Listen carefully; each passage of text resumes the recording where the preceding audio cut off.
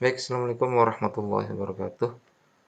Perkenalkan, kami dari kelompok 2, saya sendiri Syukron Fuad dan rekan saya Fatinia Ilmiatni akan memaparkan tugas mata kuliah pengelolaan dan pengembangan praktikum IPA, yaitu tentang rancangan alat peraga IPA biologi,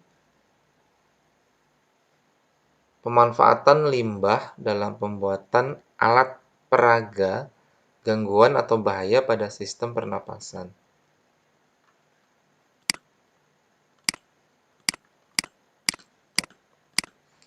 Adapun yang melatar belakangi percobaan kami yaitu yang pertama, penggunaan alat peraga dapat mempermudah proses pembelajaran. Yang kedua, pembelajaran di laboratorium IPA belum optimal karena kurangnya fasilitas, alat-alat, dan bahan. Kemudian yang ketiga, pengetahuan bahaya merokok berhubungan dengan menjaga kesehatan sistem pernapasan. Nah, adapun rumusan masalahnya yang pertama adalah bagaimana pemanfaatan limbah sebagai media alat peraga biologi pada bahaya rokok dalam sistem pernapasan. Yang kedua, bagaimana keefektifan penggunaan limbah sebagai media alat peraga biologi pada bahaya rokok dalam sistem pernapasan. Nah, adapun tujuannya adalah yang pertama, untuk mengetahui penggunaan limbah sebagai media alat peraga biologi pada bahaya rokok dalam sistem pernapasan. Yang kedua, untuk mengetahui keefektifan penggunaan limbah sebagai media alat peraga biologi pada bahaya rokok dalam sistem pernapasan.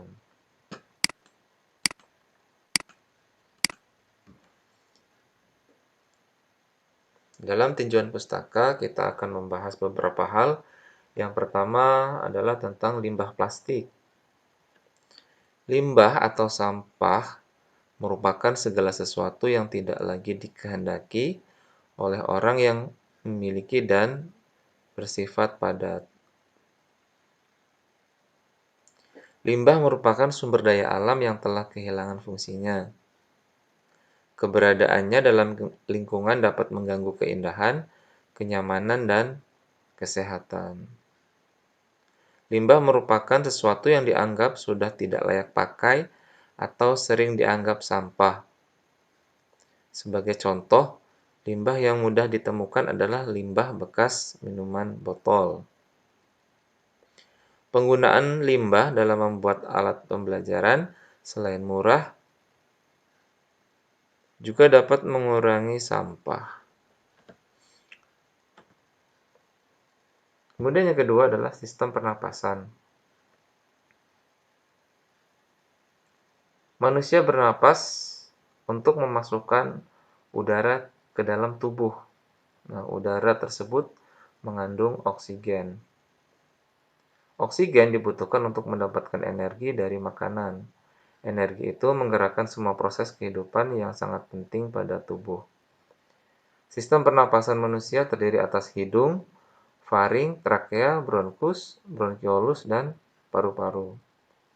Dalam bernapas, tahap pertama yaitu dengan cara menghirup oksigen melalui rongga hidung, dan selanjutnya melewati tekak dan pangkal tenggorokan.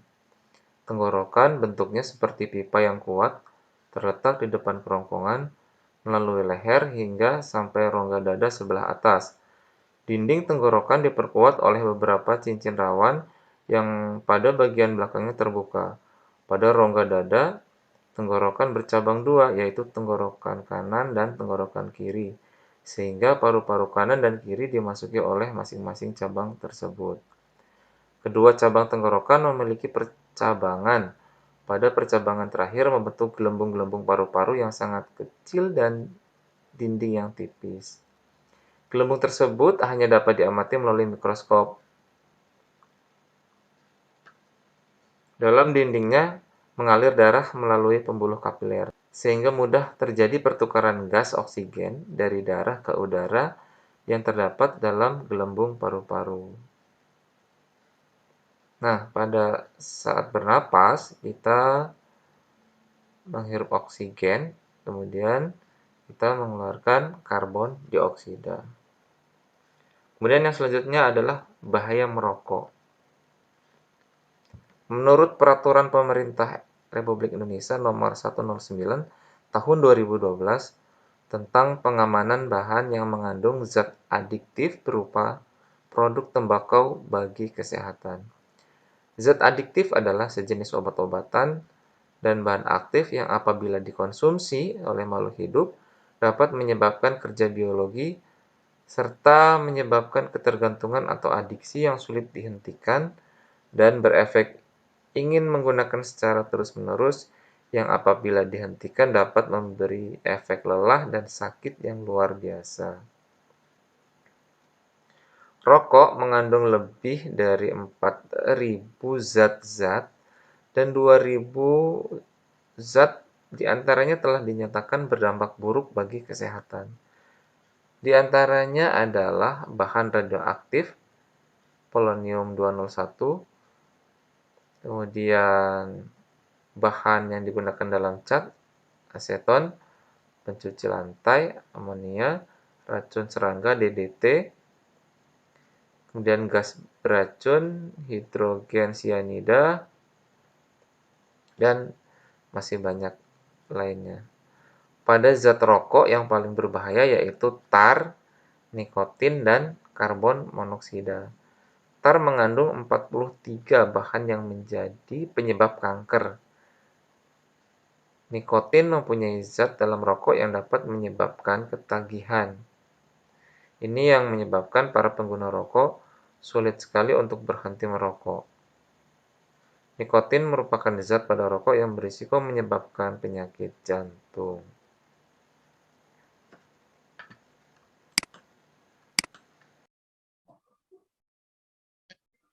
Identifikasi pembelajaran yang digunakan yaitu pokok bahasan sistem pernafasan, pada sub pokok bahasan upaya menjaga kesehatan sistem pernafasan, pada kelas 8 materi semester 2, dengan kompetensi dasar pengetahuan 3.9, menganalisis sistem pernafasan pada manusia, dan memahami gangguan pada sistem pernafasan, serta upaya menjaga kesehatan sistem pernafasan.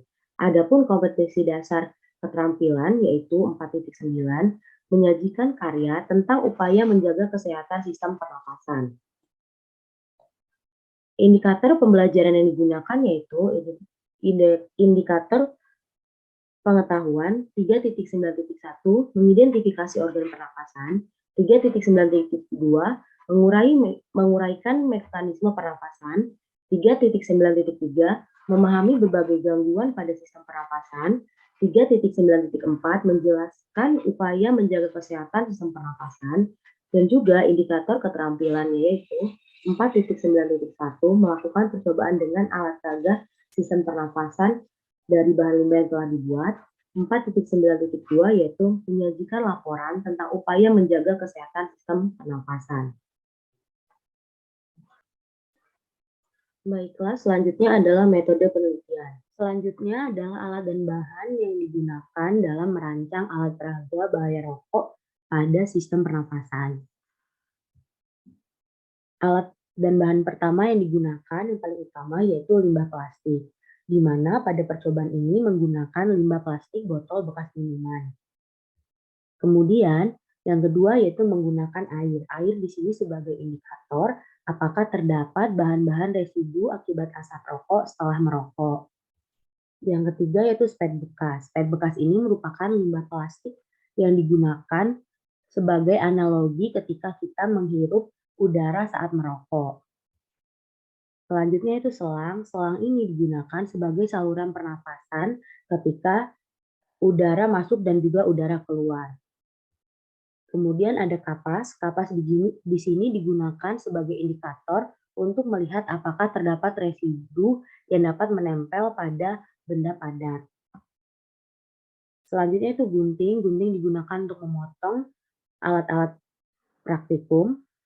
Selanjutnya ada rokok. Rokok di sini sebagai indikator yang akan dilihat apakah pengkonsumsian rokok ini dapat menyebabkan gangguan pada sistem pernafasan. Selanjutnya itu terdapat benang. Benang di sini digunakan untuk menggantungkan kapas agar tidak tersentuh terhadap air. Selanjutnya yaitu ada lem tembak. Lem tembak di sini fungsinya untuk menempelkan bagian-bagian alat dan bahan yang digunakan untuk merancang alat peraga biologi tersebut. Selanjutnya ada solder. Solder di sini digunakan untuk melubangi bagian botol plastik agar lebih mudah untuk diletakkan alat-alat yang akan dihubungkan.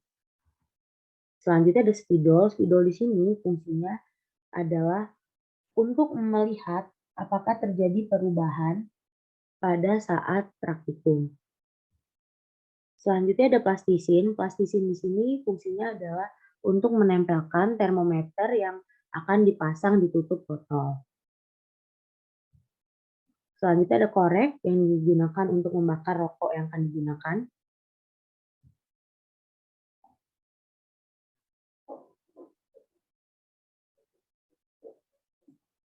Dan yang terakhir yaitu ada termometer yang fungsinya adalah untuk mengukur suhu setelah percobaan dilakukan. Oke, kita akan melubangi botolnya ya. Di sini seperti ini. Kita beri tanda ya menggunakan spidol.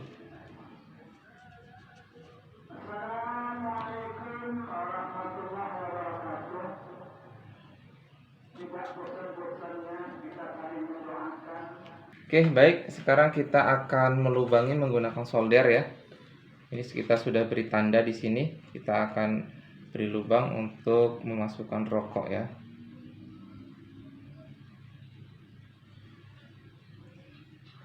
Oke. Kita coba apakah sudah masuk atau belum. Ternyata belum. Kita lubangi kembali, kita besarkan lubangnya.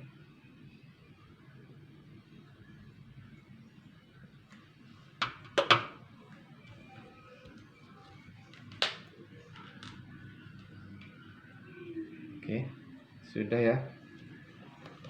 Kira-kira sudah masuk seperti ini. Nah, ini ada lubang yang kurang pas, maka kita akan tambal ya menggunakan ini lem tembak.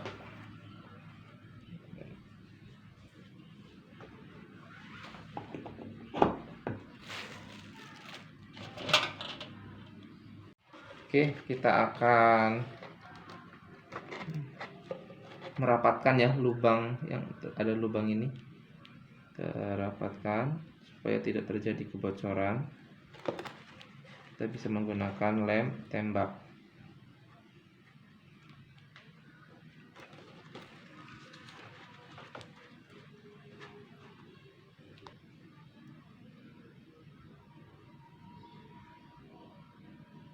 Oke, sekarang kita akan memasukkan kapas ya.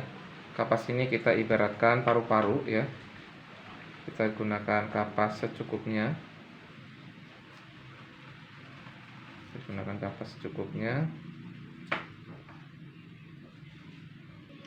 Lalu kita ikat dengan benang ya.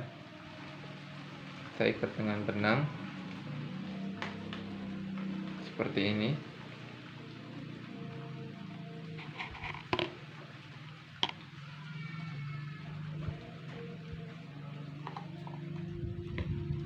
Kalau sudah, kita akan memasukkan air. Kita masukkan.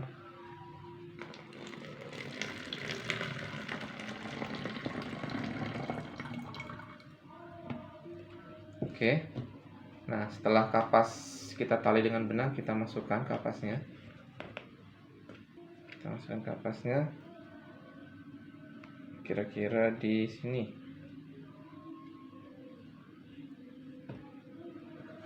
Oke.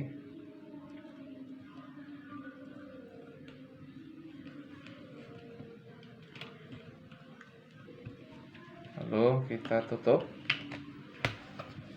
Hingga kencang.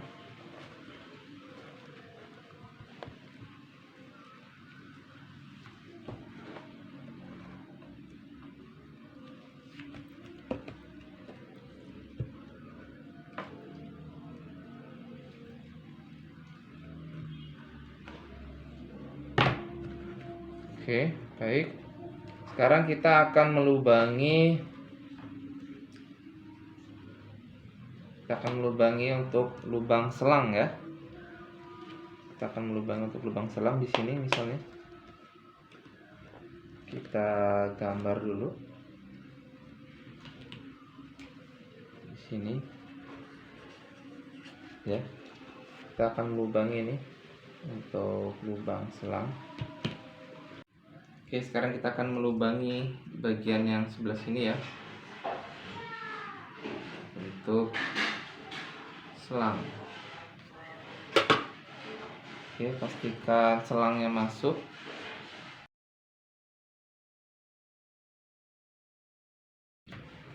Kita akan melubangi bagian atas ya.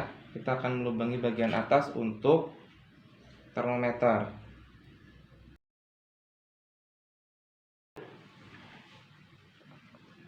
Oke.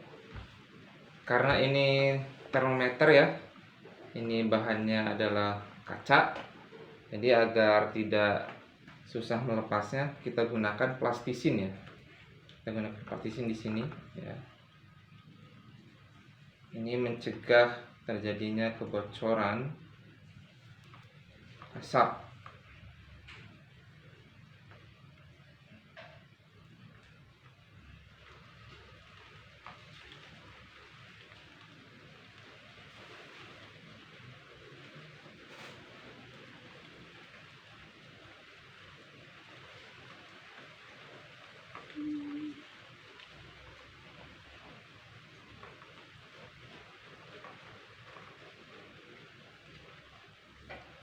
Oke, sekarang alatnya sudah jadi. Ya, sekarang kita akan menghidupkan ya. Kita akan menghidupkan rokok ini ya menggunakan korek. Oke. Kita gunakan di sini ya.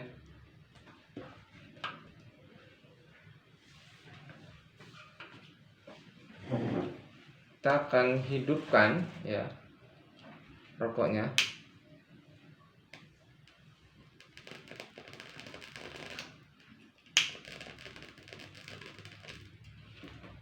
Paket ini akan kita sedot.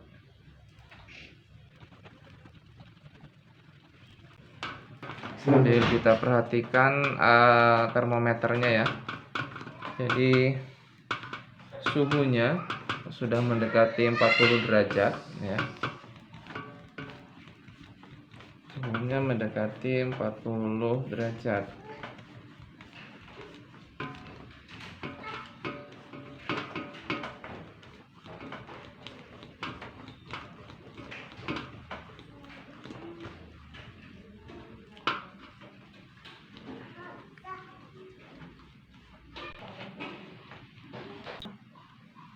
Kita lihat posisinya hampir mendekati 40 derajat untuk suhunya.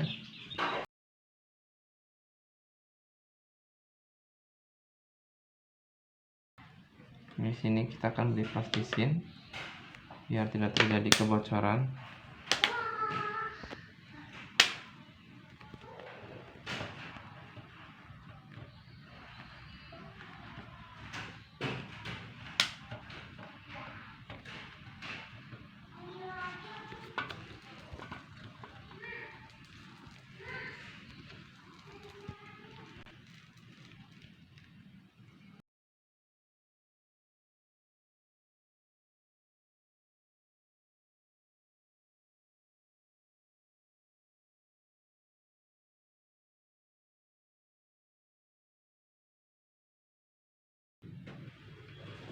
Baik, sekarang kita akan membuka ya. Ini kondisi asapnya sudah tidak ada lagi.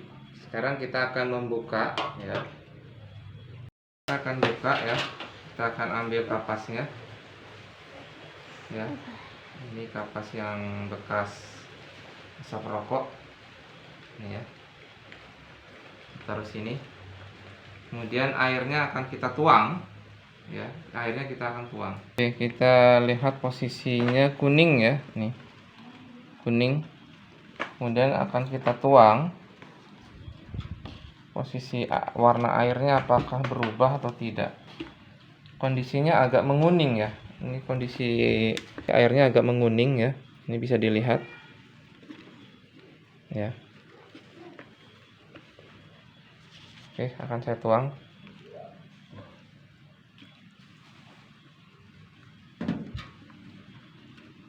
Bisa dilihat kondisi airnya agak sedikit menguning ya.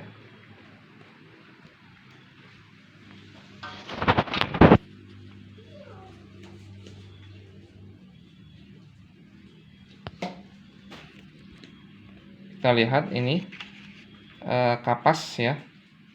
Kapasnya kuning ya. Posisi kapasnya kuning, airnya juga sedikit menguning ya untuk satu rokok. Oke, baik. Sekarang kita akan melakukan percobaan yang kedua, yaitu menggunakan dua buah rokok ya. Ini satu lubang sudah dilubangi, kemudian ini lubang satunya kita lubangi.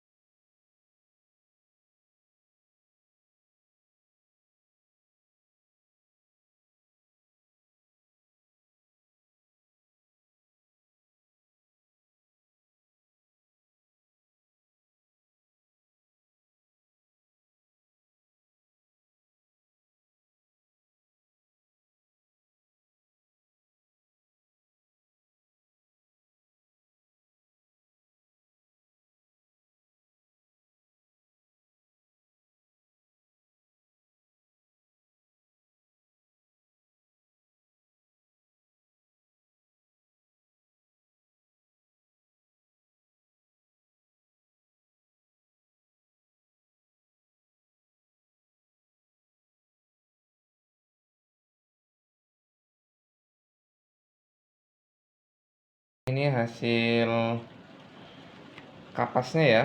Dia kapasnya lebih kuning ya.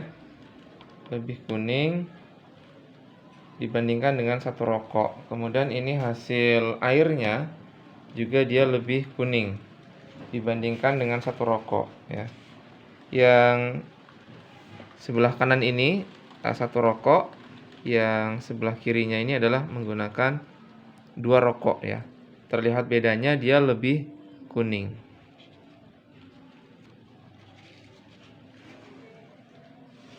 Nah, ini seperti ini hasil percobaan praktikum bahaya rokok terhadap sistem pernapasan, terutama pada paru-paru ya. Jadi kuning ya, kapasnya kuning ya, akan menempel pada paru-paru kuning-kuning ini. Kemudian juga airnya dia lebih kuning. Oke, itu saja praktikum dari kelompok kami. Saya akhiri. Wassalamualaikum warahmatullahi wabarakatuh.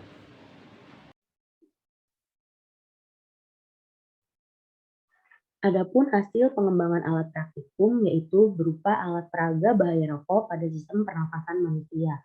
Hasil dari rancangan alat praktikum ini berupa alat peraga simulasi asap rokok pada paru-paru. Adapun hasil uji coba alat peraga bahaya rokok yaitu dapat dilihat dari perubahan kapas dan air setelah dilakukan percobaan. Di mana gambar 1 yaitu kapas setelah percobaan perlakuan 1, di mana pada perlakuan 1 ini adalah menggunakan satu jumlah rokok. Sedangkan gambar 2 yaitu kapas setelah percobaan dengan perlakuan 2, di mana pada perlakuan 2 ini menggunakan rokok dengan jumlah 2. Dan pada gambar 3 yaitu air setelah percobaan dengan perlakuan 1, dan juga pada gambar 4 air setelah percobaan pada perlakuan 2. Dapat diamati berdasarkan indikator keadaan kapas, di mana pada rokok yang pertama kuning muda dan kecoklatan, dan pada rokok yang kedua kuning pekat dan kecoklatan. Dan sedangkan pada keadaan air yaitu kuning muda, dan juga pada rokok yang dua kuning pekat, dan temperatur pada rokok 1 dan juga rokok 2 memiliki perbedaan yaitu 38 dan 40 derajat Celcius. Berdasarkan hasil simulasi ini, pada perlakuan 1, air yang semulanya bersih menjadi warna kuning kecoklatan seperti warna kapas setelah dilakukan percobaan. Selain itu, suhu udara ketika setelah dilakukan percobaan menjadi 30 derajat Celcius. Padahal sebelum dilakukan percobaan, suhu udara yaitu adalah suhu ruangan 25 derajat Celcius. Sedangkan pada perlakuan kedua, air dan kapas pada botol menjadi kuning kecoklatan dan juga lebih pekat apabila dibandingkan dengan perlakuan satu. Dan juga suhunya lebih tinggi apabila dibandingkan dengan perlakuan satu dengan menggunakan satu rokok. Berdasarkan hasil percobaan, limbah plastik dengan perlakuan dan pengolahan yang tepat ternyata dapat menghasilkan sesuatu yang bermanfaat, di mana limbah ini biasanya sesuatu yang dianggap sudah tidak layak pakai lagi dan sering dianggap sampah. Namun, dengan perlakuan dan juga pengolahan yang tepat, limbah ini dapat digunakan dalam menghasilkan sesuatu, di mana pada percobaan ini limbah ini digunakan untuk merancang alat pembelajaran yang murah dan juga mudah didapatkan. Dan juga dapat selain itu dan juga dapat mengurangi sampah yang ada di sekitar kita. Yang kedua yaitu residu rokok yang menempel pada kapas dan air membuktikan bahwa zat pada rokok menimbulkan bekas kotoran. Perubahan warna tersebut membuktikan bahwa di dalam rokok ternyata terkandung zat yang sangat berbahaya. Zat tersebut yaitu tar. Tar ini dapat menyebabkan memberi efek warna kecoklatan. Tar merupakan zat yang berbahaya dan aktif pada saat rokok dinyalakan. Dan juga perlu diketahui bahwa sebenarnya jalan yang kita lalui itu terbuat menggunakan tar.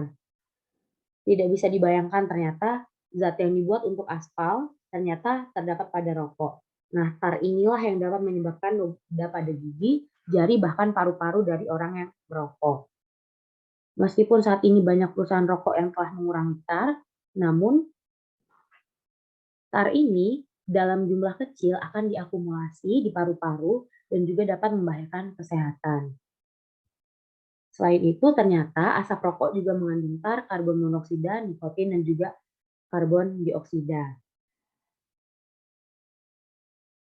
Berdasarkan hasil percobaan,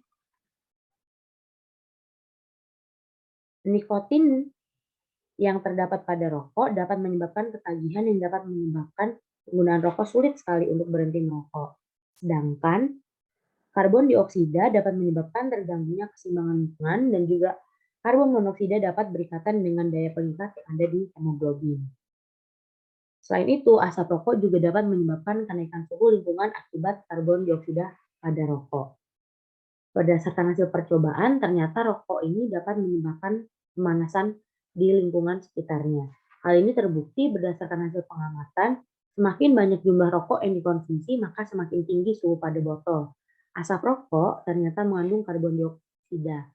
Gas karbon dioksida ini dalam udara murni jumlahnya sangat sedikit, yaitu hanya 0,03%. Nah, apabila melebihi toleransi, dapat mengganggu pernapasan. Selain itu, gas karbon dioksida juga yang berlebihan di bumi dapat mengikat panas matahari sehingga suhu bumi menjadi lebih panas. Pemanasan global di bumi ini adalah akibat karbon dioksida, disebut juga dengan efek rumah kaca. Adanya karbon dioksida yang berlebih di udara dapat mengurangi kesegaran dan juga kebersihan udara yang kita hirup. Padahal kebutuhan udara yang bersih dan segar itu sangatlah besar dan juga bisa menjadi polusi udara apabila kadar dalam udaranya berlebih dan juga dapat mengakibatkan gangguan kesehatan.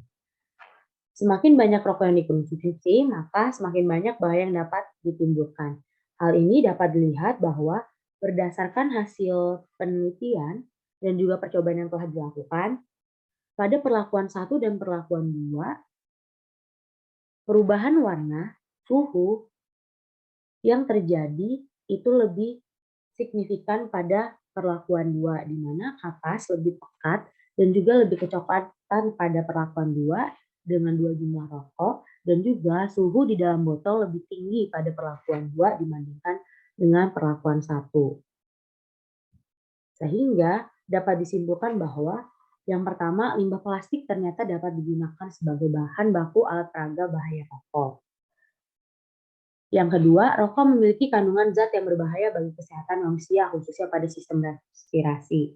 Hal ini dapat dibuktikan bahwa ternyata setelah merokok, Residu-residu dari asap rokok itu dapat tertinggal di paru-paru.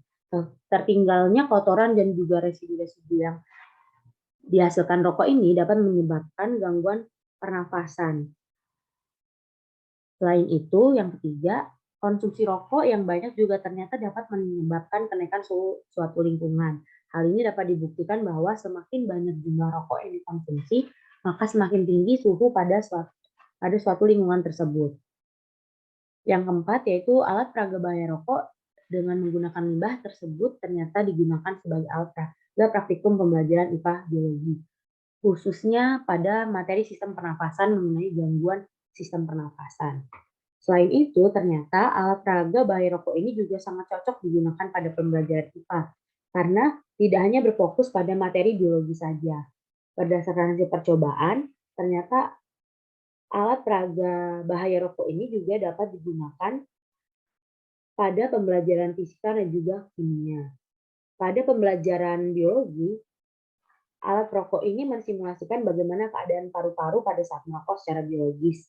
Sedangkan pada secara kimia, alat ini dapat menyimpulkan bahwa rokok ini dapat meninggalkan residu akibat kandungan tar. Dan juga pada segi fisika, alat peraga ini dapat menjelaskan perubahan kapas dan juga air setelah terpapar asap rokok. Perubahan ini termasuk ke dalam perubahan fisika. Sehingga alat ini sangat cocok apabila digunakan pada proses pembelajaran IPA. Sekian presentasi laporan alat peraga biologi yang telah kami rancang. Terima kasih.